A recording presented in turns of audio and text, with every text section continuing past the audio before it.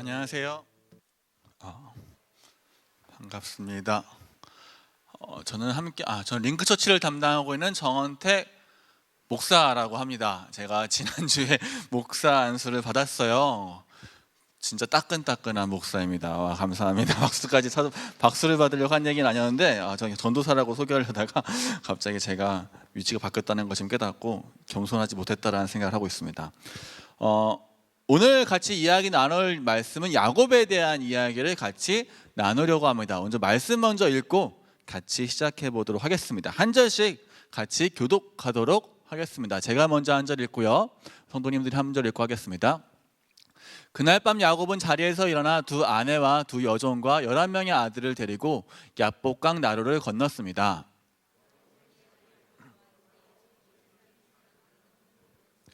그리고 자신은 홀로 뒤에 남았습니다. 어떤 사람이 와서 밤새도록 야곱과 씨름했습니다.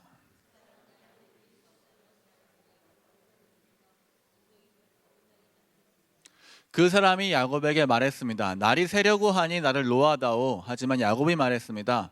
저에게 복을 주시지 않으면 보내드릴 수 없습니다.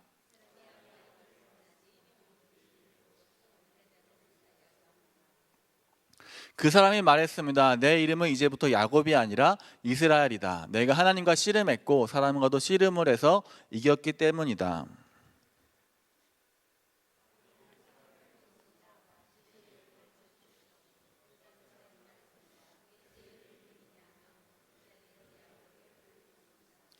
그래서 야곱은 그곳을 브니엘이라고 불렀습니다. 야곱이 말했습니다. 나는 하나님의 얼굴을 보고도 죽지 않고 살았다.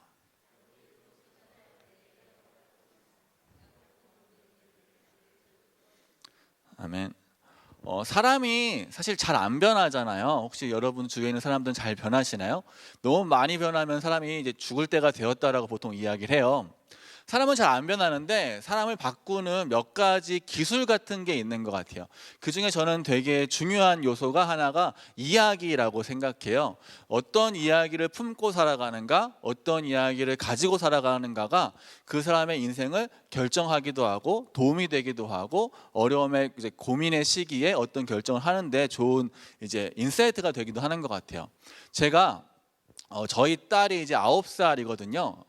저희 딸이 9살인데 저희 딸이 오면서 저희 딸이 크면서 이제 딸에게 동화책 같은 걸 읽어주잖아요. 이제 이야기책을 읽어주잖아요. 이제 그 나이 때는 보통 위인전을 많이 읽게 하더라고요. 그래서 이제 읽게 하면서 어떤 생각이 들었냐면 진짜 이상한 얘기가 많다라는 생각을 했어요. 예전에는 굉장히 은혜로울지 모르는데 어른이 돼서 다시 보니까 이 이야기는 좀 문제가 많은데 하는 이야기가 몇 가지 있었어요. 그 중에 몇 가지 같이 나눠보고 싶은데 첫 번째는 뭐냐면은 개미와 배짱이라는 이야기예요. 혹시 아세요? 개미는 여름 때 열심히 일을 했고 배짱이는 여름에 열심히 노래를 불렀어요. 그래서 이제 열심히 일을 한 개미는 겨울이 돼서도 살아남을 수 있었고 그 당시에 이제 일을 하지 않았던 배짱이는 이제 다 얼어 죽었다. 이제 그런 내용의 이제 동화예요. 저는 그런 생각이 들더라고요. 만약에 개미가 배짱이에게 조금 더 음식을 나눠주었더라면 살지 않았을까라는 생각 한 가지랑 두 번째는 뭐냐면은 개미가 일할 때 배짱이가 노래를 부르고 있었잖아요. 개미가 노래라도 들으면서 일하면 좋지 않았을까라는 생각이었어요. 왜냐하면은 일하는데 이제 해가 지나서 배짱이가 다 사라졌으니까 종말이 왔잖아요. 배짱이 사이에. 그러면 이제 앞으로 아무 노래도 없이 개미는 일만 하다 죽는 거잖아요. 그렇게 살아가는 게 무슨 낚시 있을까라는 생각이 들었어요. 두 번째 이야기는 뭐냐면 토끼와 거북이라는 이야기예요. 혹시 아시는지 모르겠지만 토끼와 거북이가 같이 경주를 해요. 경주를 하는데 같이 경주를 하다가 물론 당연히 토끼가 빠르죠. 토끼가 열심히 가다가 중간에 잠이 들어요. 잠이 들고 거북이가 잠이 든 토끼를 깨우지 않고 그냥 가서 거북이가 이겼다. 이제 그런 내용의 이야기고 거북이가 아무리 느린 거북이라도 열심히 하면 토끼도 이길 수 있다라는 이야기예요. 근데 만약에 토끼가 너무 억울하잖아요. 그래서 한번 다시 붙자라고 했을 때 거북이가 과연 토끼를 이길 수 있을까라는 생각이 들더라고요. 저는 거북이가 잘못한 게 몇 가지 있다고 생각합니다. 가장 중요한 잘못한 것 한 가지는 뭐냐면은 거북이가 토끼를 이기고 싶으면은 가장 간단한 방법이 하나 있어요. 그건 뭐냐면 수영을 하는 거예요. 당연하잖아요. 거북이는 당연히 바다에서 빠른 동물이거든요. 그런데 굳이 왜 육지에서까지 토끼보다 빠르고 싶어 할까라는 것이 첫 번째 의문이었어요. 두 번째는 뭐냐면은 아마 거북이는 육지에서 빠른 게 바다에서 빠른 것보다 훨씬 더 중요하다라고 생각했던 것 같아요. 그래가지고 바다에서 빠른 거는 별로 의미 없고 육지에서 싸워도 이겨보자라는 이제 그런 마음을 가졌던 것 같아요. 자신마다 은사가 다른데 굳이 육지에서까지 토끼를 이길 필요가 있나? 라는 생각이 들었어요. 세 번째 이야기는 가장 잔인한 이야기인데 심청이라는 이야기예요. 아시는 분은 아시겠지만 이제 눈이 안 보이신 장애를 가지신 아버님을 둔 심청이에 대한 이야기인데 그 친구가 자기의 몸을 팔아서 아버지의 눈을 고쳐주려고요. 저는 생각만 해도 끔찍하더라고요. 내 딸이 나를 위해서 자신의 목숨을 걸어서 내가 산다면 와 진짜 그게 무슨 의미가 있을까. 자식된 입장에서 부모된 입장에서 자식의 죽음을 바라보고 그 자식의 목숨값으로 살아가는 부모의 모습이 진짜 그렇게 행복할까? 그걸 그렇게까지 요구해야 될 동화인가? 막 그런 생각이 막 문득문득 드는 거예요. 가장 최악의 스토리는 뭐냐면 제가 제일 싫어하는 것 중에 하나는 공주 스토리예요. 몇 번 이야기했을 수도 있는데 첫 번째 백설공주라는 공주가 있어요. 백설공주는 세상에서 가장 예쁜 여자예요. 가장 예쁜 공주님이신데 어느 날 왕비가 거울에게 물어봐요. 거울아 거울아 세상에서 누가 제일 예쁘니 물어봐요. 그때 백설공주라고 이야기해요. 여러분이 중요하게 아셔야 할 게 뭐냐면 아무리 예쁜 40대도 20대를 이길 수는 없습니다. 왕비는 거울아 거울아 이 세상에서 가장 예쁜 40대가 누구니? 라고 물어봤어야 돼요. 그러면 아마 왕비님이십니다라고 대답했을 거예요. 근데 이 왕비가 멍청했던 거죠. 20대를 어떻게 이겨요? 못 이깁니다.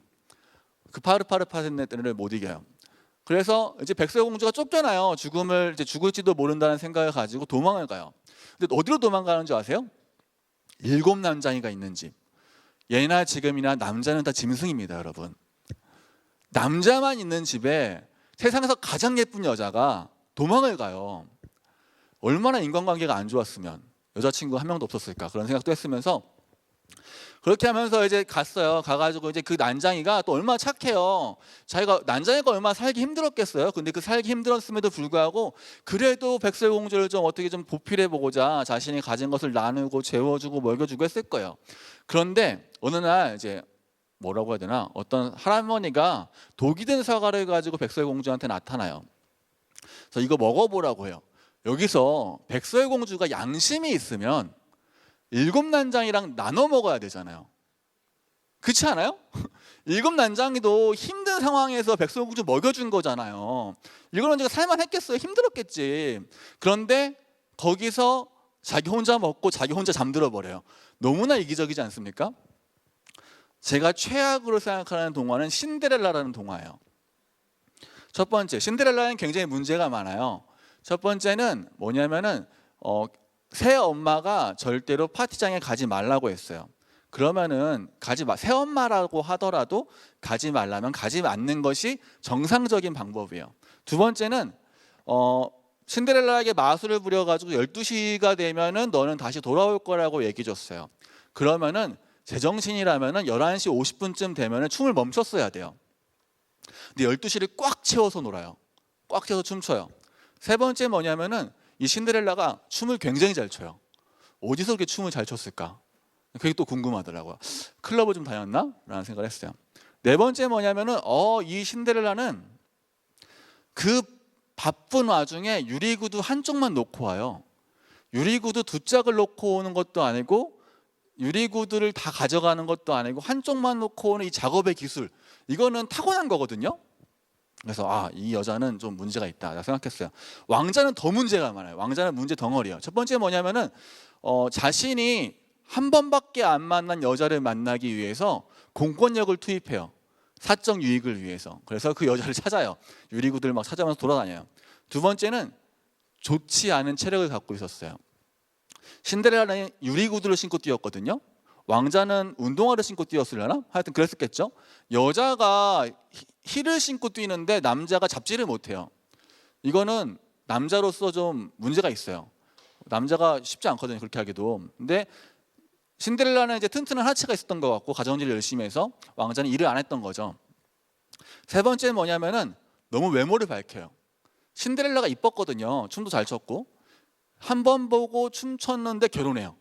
이거는 위험하거든요. 이 많은 이야기를 들으면 그러면서 마지막에 어떻게 끝이 나냐면은 신데렐라는 결혼해서 행복하게 살았습니다라고 이야기를 해요. 이 이야기를 듣고 자란 아이들은 어떤 생각을 하게 되냐면 나중에 결혼해 보신 분은 알겠지만 결혼 생활이 만만하지 않거든요. 그러면은 결혼에 문제가 생기잖아요. 그럼 어떤 생각을 하냐면은 저 새끼가 왕자가 아니라서 그래라고 생각해요. 그리고 남자들은 제가 공주가 아니라서 그렇다고 생각해요. 결혼 생활은 서로 같이 맞춰줘야 될 부분들이 굉장히 많거든요. 싸우면서 맞춰주고 항상 행복할 수가 없어요. 근데 그 동화를 듣고 자라난 우리의 청소년들과 우리 어린아이들은 제가 왕자가 아니어서 제가 방문했던 왕자가 아니었기 때문에 내가 불행하다라고 생각해요. 그렇기 때문에 내 결혼이 잘못되었다라고 생각해요.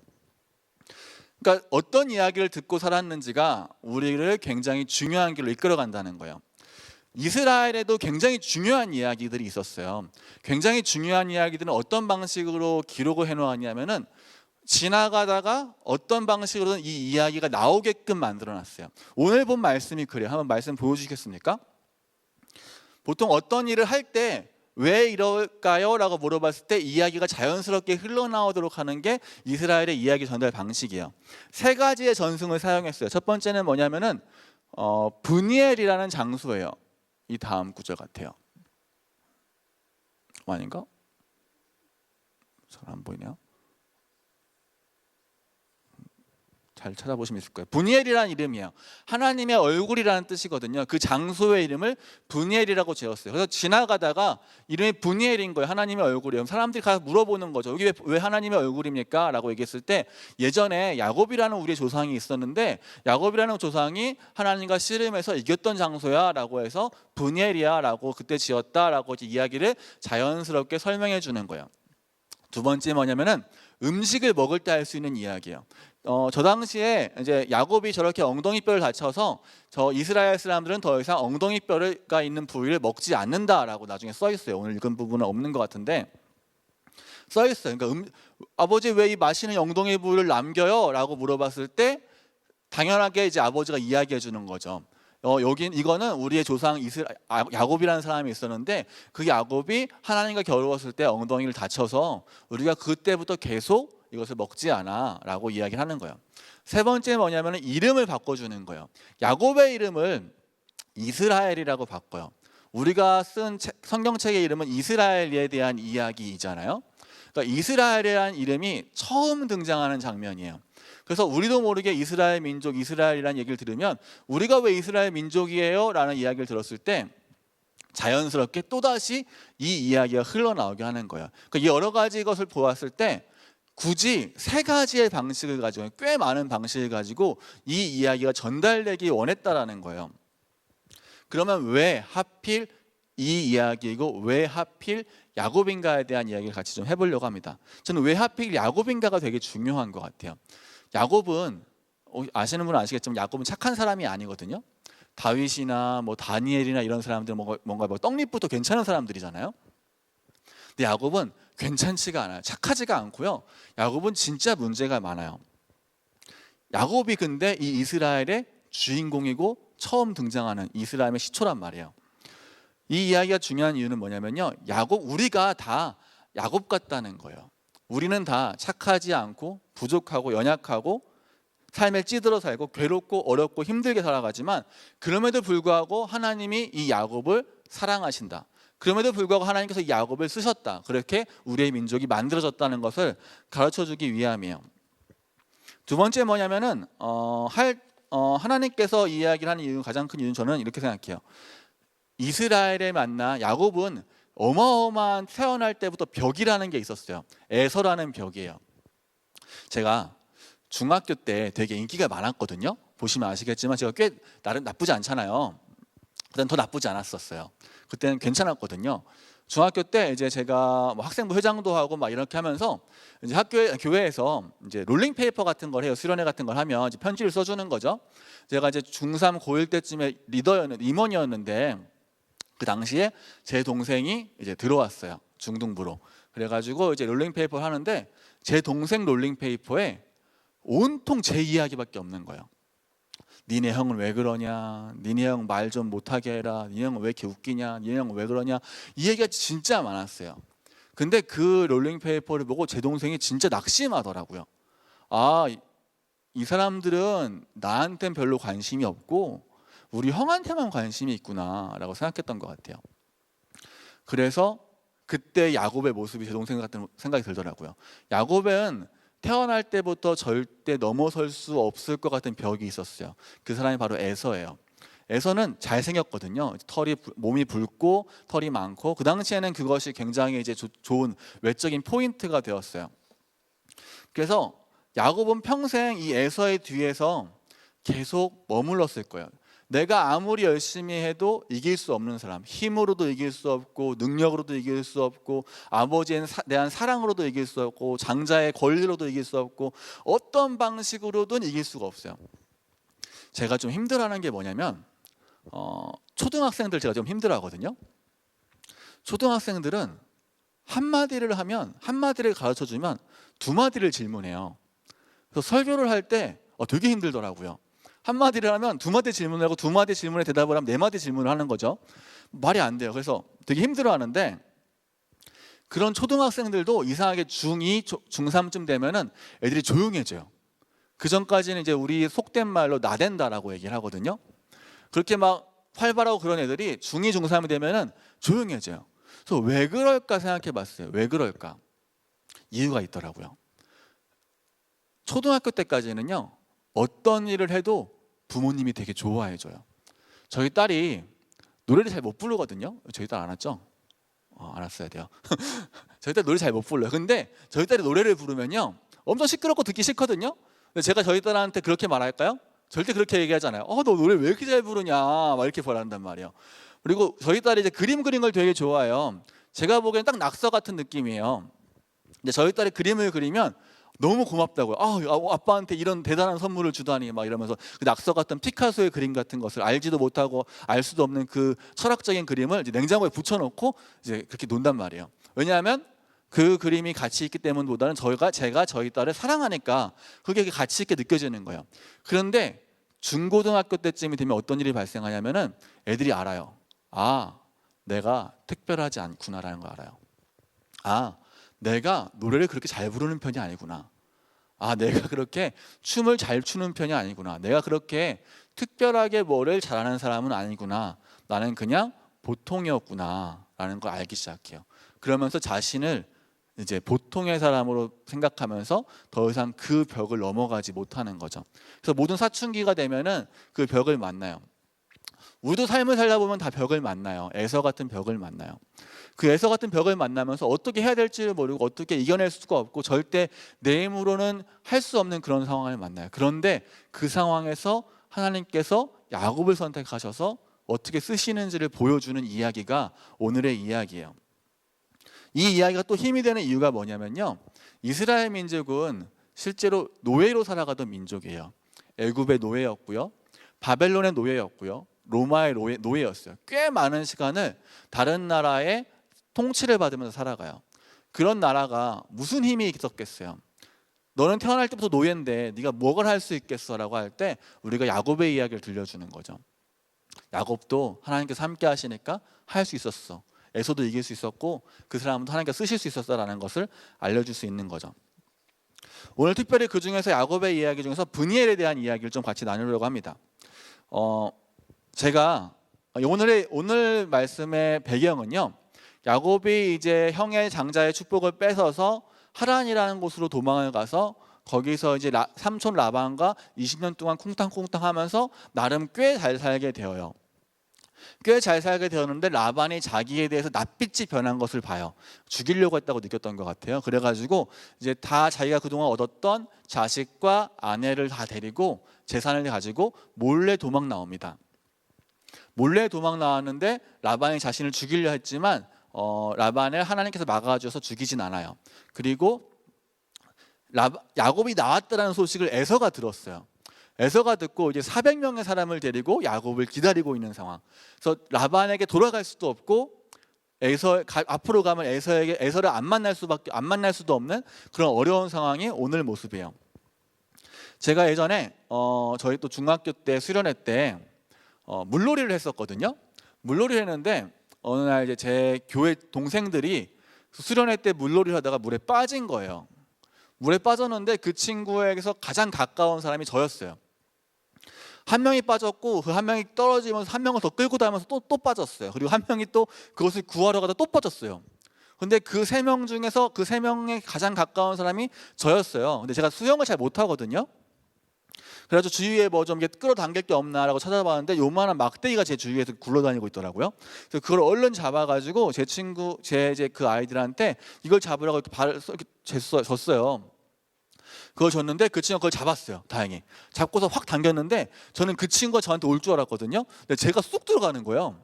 그래서 제가 가뿐하게 놨어요. 이렇게 오 하고 놨어요.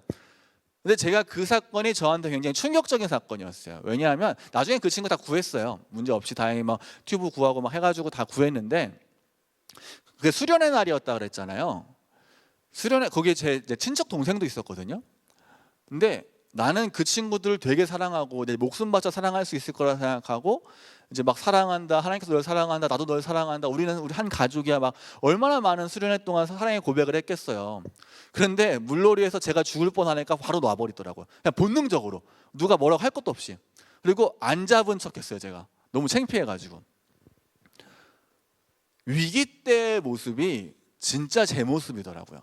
제가 위험하니까 제 주위의 사람들의 위험은 보이지 않더라고요. 근데 오늘 보는 야곱의 모습이 딱 그런 위기 때의 모습이에요. 그 위기 때 야곱은 어떻게 하냐면요. 오늘 읽진 않았지만 위가 닥친 야곱은 첫 번째로 예물을 보내는 방법을 사용해요. 성경 구절 준비는 하긴 했는데 예물을 보내는 방법을 첫 번째 사용해요. 뇌물을 보내는 거죠. 뇌물을 보내고 기도해요.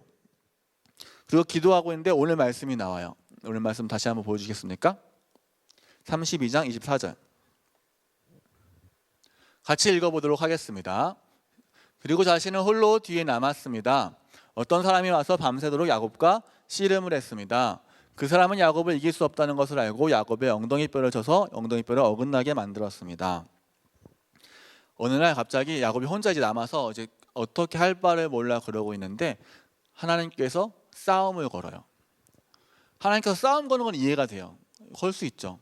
근데 사실 싸움을 건다는 건 어떤 의미냐면은 이기려고 할 때 싸움을 거는 거잖아요. 누구도 지려고 싸움을 거는 사람은 없어요. 그죠? 근데 하나님이 야곱에게 싸움을 걸어서 야곱에게 져요. 야곱에게 패배해요. 이게 이해가 안 가요. 저는 몇 가지 성경에 보면 이해가 안 가는 게 몇 가지인데 하나님이 진다고라는 거 하나와 하나님께서 쉰다고라는 거 하나예요. 하나님이 안식하셨다라는 것과 하나님이 진다는 것, 이게 진짜 이해가 안 가요. 제가 장기를 되게 잘 둬요. 혹시 나중에 장기 둘 수 있으면 좋겠지만 장기를 되게 잘 둬요. 장기를 가장 잘 두는 이유는 제가 아버지와 옛날부터 장기를 뒀기 때문이에요. 장기를 두는데 아버지가 오랫동안 뒀거든요. 한 초등학교 2학년 때부터 둔 것 같아요. 뭐 처음에는 다 띄워주고 두고 그다음에 뭐 차만 띄워주고 두고 뭐 포만 띄워주고 두고 뭐 상만 띄워주고 두고 그러다가 나중에 이제 대등하게 돼서 대등해서 이기기도 하고 지기도 하고 맨날 그러면서 이제 아버지가 열심히 하다가 장기를 되게 잘 둬요. 제가 장기를 얼마나 좋아하냐면은 제 중학교 때 책상이 보통 책상이 이제 지금도 똑같은데 이렇게 되어 있으면 옆에 나사가 4개 이렇게 있어요. 그 나사 풀려요. 그 나사 풀리면 풀어서 뒤집으면 제 책상은 장기판이 되었어요. 제가 장기판을 그려놨었거든요. 그리고 이제 우유곽을 이제 만들어서 이제 박스로 장기 알을 만들어서 맨날 이제 쉬는 시간마다 장기를 뒀었는데 그렇게 두는데 제가 왜 장기를 잘 두나 생각해봤는데 저는 여태까지 제가 잘해서 이기는 줄 알았거든요. 근데 알고 보니까 저희 아버지가 져주셨더라고요. 당연한 거잖아요. 애는 이길 수가 없어요. 아버지가 져주신 거예요. 언제 하나님이 지실 수 있냐면요, 하나님이 져주실 때 줄 수 있는 거예요. 왜 져주냐면요, 사랑하니까 져주는 거예요. 부모는 자식을 이길 수 없어요. 가끔씩 이겨야, 솔직히 말하면. 그런데 혹시 여기 손자 손녀를 두신 분은 있을지 모르겠지만 할아버지 할머니는 절대 손자 손녀를 이길 수 없어요. 부모는 이겨도. 왜냐하면 너무 사랑스럽거든요. 이제 가장 멍청한 사람이 뭐냐면 질 줄 모르는 사람이에요. 애가 이렇게 아빠한테 빵 하고 쐈으면 이 새끼가 어디 버르장머리 없이 이렇게 총을 쏴 아빠한테 라고 하는 것이 아니라 하고 죽는 척을 해줘야 돼요. 그래야 애는 함께 성장하는 거거든요. 근데 우리는 자꾸 아이한테 져주는 법을 안 한단 말이에요. 져주면 진다고 생각해요. 져주면 망한다고 생각해요. 오늘 보면 하나님의 패배가 야곱을 일어나게 해요. 오늘의 말씀은 그런 말씀이에요. 분이엘의 하나님을 만났다라는 건 무슨 말이냐면은 져주시는, 패배하는 하나님을 만났다라는 거예요. 그동안 야곱은요, 야곱의 이름은 움켜쥔다라는 뜻이에요. 발꿈치를 움켜쥔다라는 뜻이에요. 당시에는 이제 움켜쥔다라는 게, 잡는다라는 게, 발꿈치를 잡는다라는 게 어떤 운동에서 이렇게 반칙이었나 봐요. 그래가지고 뭐 사기친다, 반칙한다, 뭐 이제 그런 뜻이기도 해요. 움켜쥔다라는 뜻도 있고. 야곱은 자신의 평생을 움켜쥐려고 살았거든요. 뭘 더 가질 수 있지 않을까, 어떻게 하면 형의 것을 빼앗을 수 있지 않을까, 어떻게 하면 좀 더 가질 수 있지 않을까를 평생을 고민하면서 살아요. 그런데 야곱이 하나님을 이기고 나서요, 이제는 하나님도 놓고요, 다 놓을 수 있게 돼요. 33장 3절 한번 보여주시겠습니까? 1절부터 보면요, 이제 에서를 만나는 장면이 나와요. 에서를 만나는 장면에서 우리는 사실 보통 어떻게 생각하냐면은, 에서를 만나러 갈 때 야곱이 재산을 먼저 보내고 자식과 이제 아내를 먼저 보내고 자신이 맨 마지막에 남아서 에서를 만났다라고 생각해요. 근데 33장 3절 보면 이런 말씀이 있어요. 야곱은 맨 앞으로 나갔습니다 라고 이야기해요. 야곱은 형이 있는 쪽으로 다가가면서 7번이나 땅에 엎드려 절했습니다 라고 이야기해요. 그동안의 야곱은 어떻게 하면 위기가 닥쳤을 때 도망갈까라는 생각했어요. 근데 하나님을 만난 후에 야곱은 가족들보다 앞서가서 형을 만나요. 그리고 7번 절해요. 7번 절하지만 그 당시의 야곱의 모습, 그 전의 야곱의 모습과 지금의 야곱의 모습은 굉장히 많이 달라요. 비굴하게 패배하는 모습이 아니라 완전하게 경배하는 모습으로 나아가요. 그리고 재물을 줘요. 재물을 굉장히 많이 줘요. 이제 32장 13절 한번 맨 마지막쯤에 제가 준비한 것 같은데, 32장 13절 말씀 보면 이런 말씀이 나와요. 뭐 야곱이 이제 다 세거든요. 뭘 얼만큼 줬고, 사실 창세기에 이런 게 많지 않아요. 뭘 세는 게. 근데 야곱이 다 기록했다는 거예요. 이 기록했다는 건 무슨 말이겠어요? 주기 싫었다는 얘기죠. 한 마리라도 덜 주려고 기록한 거예요. 얼마나 줄까 하다가 이게 막 되게 많이 줬어요. 얼마나 많이 줬다고 생각하냐면은 아브라함이 리브가를 만날 때 낙타 10마리를 줬다라고 이야기를 하거든요. 낙타 10마리와 다른 많은 선물을 가지고 갔다라고 이야기를 해요. 근데 여기 보면 낙타가 이미 암낙타 30마리와 새끼들까지 말하잖아요. 굉장히 많이 준 거죠. 그리고 그렇게 많이 주고 많은 것을 포기하고 다 줘요. 아마 야곱이 가진 것의 거의 전 재산이었을 것 같아요, 저는. 그리고 그것을 주는 것을 아까워하지 않아요. 형이 이야기해요. 다시 아까 앞으로 돌아가서 형이 다시 이야기해요. 이거 줄 필요 없다. 나는 이미 많은데 너 가져 써라 라고 얘기했더니 야곱이 그렇게 말하지 않고 이 모든 것은 형에게 주고 싶습니다 라고 이야기를 해요. 33장 11절 말씀에 보면은 넘어가 주시겠어요? 그러니 제 선물을 받아주십시오 라고 해요. 근데 그 전까지의 선물이라는 단어가 몇 번 나오거든요. 히브리어로 이 당시 선물이라는 단어는 민하였어요. 근데 여기 11절 말씀은 뭐냐면 축복이라는 단어예요. 단어가 다른데 우리말 성경으로는 번역이 똑같더라고요. 그러니까 그 전까지는 내가 당신에게 선물을 드립니다라고 했다면은 이제는 제 축복을 받아주십시오라고 말하는 거. 이 말은 무슨 말이냐면은 에서에게서 빼앗았던 그 축복을 다시 당신에게 드리겠다라는 얘기예요. 야곱이 더 이상 그것을 갖고 싶어 하지 않는다는 거예요. 더 이상 재물을 더 이상 축복이라 생각하지 않고, 재물이 전부라고 생각하지 않고 에서에게 다 주는 것을 아까워하지 않았다라는 거예요. 에서의 관계가 회복되는 모습을 볼 수 있죠. 그리고 33장 20절 말씀에 보면은 그렇게 에서의 용서를 받고 나서 이스라엘이라는 이름을 가진 야곱이 어디로 가냐면은 세겜이라는 곳으로 가요. 세겜은 어디냐면은 아브라함의 무덤이 있는 곳이거든요. 아브라함과 사라의 무덤이 있는 곳이에요. 막벨라 굴이라고.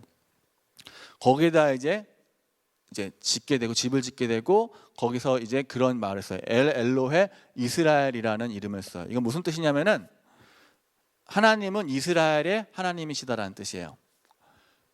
그 전까지는 이 야곱이 기도할 때 아브라함의 하나님, 이삭의 하나님 이렇게 기도하면서 이렇게 이야기를 하거든요. 이제 이때부터 이스라엘의 하나님이라는 단어가 이스라엘에게, 야곱에게 나타나기 시작해요. 우리는 져주면 큰일 난다고 생각해요. 그렇지 않아요? 우리는 지면 문제가 발생한다고 생각해요. 하나님은 사랑해서 져주시거든요. 하나님도 패배해요. 그 이유는 딱 한 가지, 사랑하기 때문에. 그리고 내가 진다고 해서 하나님이 지시는 건 아니거든요. 야곱이 에서에게 무릎 꿇었다고 해서, 에서에게 절했다고 해서 야곱이 에서에게 패배한 건 아니거든요. 하나님은 야곱을 쓰시는 거죠. 제가 이렇게 져줘야 된다라는 설교를 링크처치에서 했더니 어떤 반응이 있었냐면은, 야, 져주래, 네가 져줘라고 얘기하더라고요. 모든 설교는 자기한테 하는 얘기예요. 네가 져주는 게 아니라 본인이 지시라는 얘기예요. 이렇게 말하면 애들이 저한테 막, 전도사님 져준다면서요, 막 이러면서 막 얘기하더라고요. 그러니까 그렇게 하면 안 돼요. 사랑하면 내가 지는 거예요. 부부싸움을 해도 져주는 사람이 더 많이 사랑하는 거예요. 저희 링크처치 선생님 중에 정영호 선생님이라는 분이 계세요. 그 선생님은 이제 의료기기를 판매하시는 일을 하시거든요. 되게 장사를 잘하세요. 그래서 막 맨날 상도 받으시고 뭐 영업왕이시거든요. 혼자서 막 몇십억을 막 파신다는 얘기도 있고 막 그런 소문이 있어요. 그 선생님한테 한번 물어봤어요. 저희 아버지는 중고차를 장사하시거든요. 이제 우리 아버지 잘 못하세요. 잘 못 파시거든요. 그래서 어떻게 하면 우리 아버지 도와주실 수 있을까? 어떻게 하면 영업왕의 비밀을 알 수 있을까라고 하면서 물어봤어요. 선생님, 만약에 선생님이 팔려고 하는 물건이 있는데 그 물건이 가격도 비싸고 성능도 안 좋아요. 그런데 상대편의 경쟁사의 업체의 물건이 가격도 좋고 성능도 좋아요. 그러면 선생님은 그 물건을 어떻게 파세요? 라고 물어봤어요. 너무 궁금하잖아요. 이 영업왕은 도대체 어떻게 이 물건을 어떤 수려한 언변으로 이걸 팔아낼까라고 물어봤더니 그 선생님이 그렇게 이야기하더라고요. 저는 그러면 경쟁사의 물건을 사라고 한대요.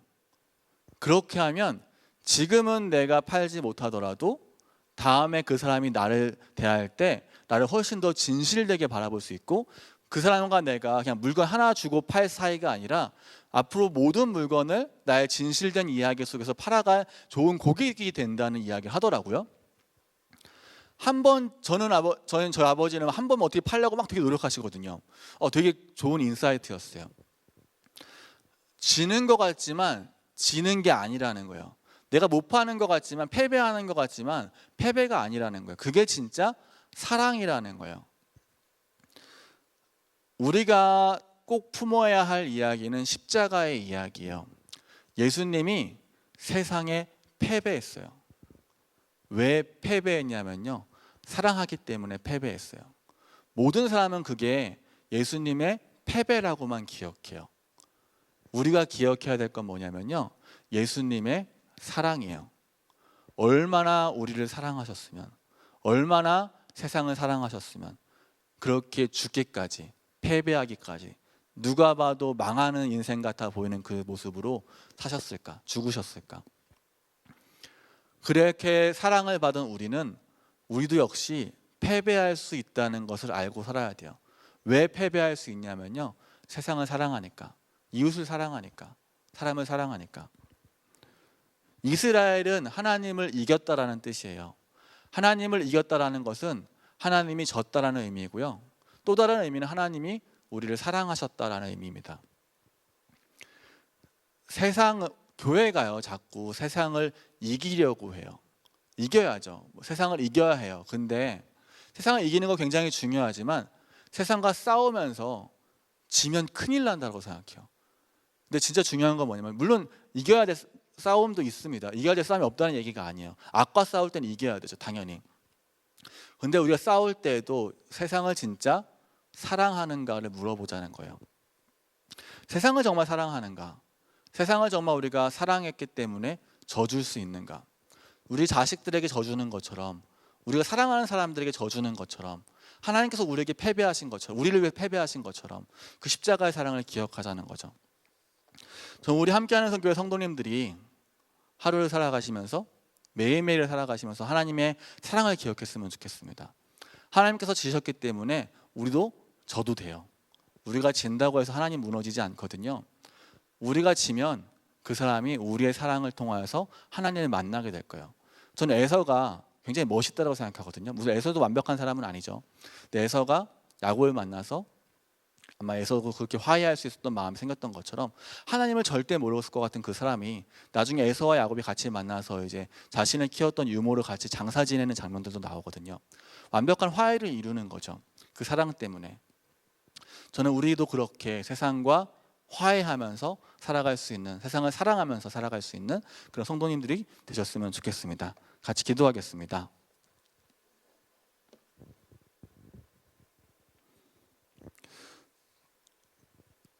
세상을 자꾸 이기려고 하는 우리의 마음속에서 하나님의 사랑을 먼저 발견했으면 좋겠습니다. 하나님이 먼저 날 위해 지셨다는 것을 인정해야 내가 그 하나님의 패배 때문에 하나님을 사랑할 수 있게 되었다는 것을 먼저 인정해야 내가 패배해도 내가 죽지 않는다, 내가 패배해도 하나님과 함께하고 있다는 것을 알 수 있습니다. 우리가 가끔은 질 때도 있고요, 가끔은 이길 때도 있는데 우리가 지는 것을 두려워하지 않고 우리가 세상을 향해서 나아갈 때 세상을 사랑하는 것을, 이웃을 사랑하는 것을, 원수를 사랑하는 것을 두려워하지 않고 조금 더 멋지게 그 사랑을 베풀 수 있게 해달라고, 하나님께서 이 야곱을 향해서 싸움을 걸고 그 다음에 져주신 것처럼 우리도 사랑하는 사람을 향해서 싸움을 걸지언정 사랑하기 때문에 져줄 수 있는 마음을 갖게 해달라고 잠깐 같이 기도하도록 하겠습니다. 기도하시겠습니다.